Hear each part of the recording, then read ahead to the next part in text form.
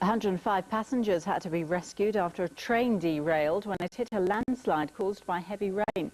There were no major injuries, but a number of passengers had to be treated for shock. The 1056 from Brighton to Victoria came off the tracks near Redhill. Engineers are currently at the scene examining the train, and the main Brighton to London line remains closed. Passengers later described hearing a thud as the train left the tracks. There was a thud, quite a loud thud, and then the train just seemed to grind to a halt, really. It wasn't overly violent or anything, it just slowly ground to a halt.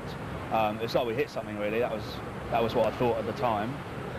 And when did they tell you you'd actually come off the rails? Well, the driver came on straight away and said, "We're off the track," were his exact words. And so he obviously knew, because it was his carriage that came off the rails. And he announced it straight away and said, "Just stay in the carriage and we'll give you some information later." And then we just stayed on the carriage after that.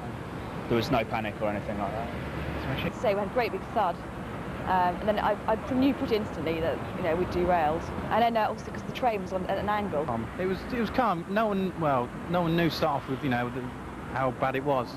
Then when we walked down the track, you actually saw that the front carriage was off at an angle, off the front carriage into the siding, not into the sidings, into the side of the embankment. So I suppose you could say it could have been a lot more worse. Much serious, yeah, much more serious if it was going faster.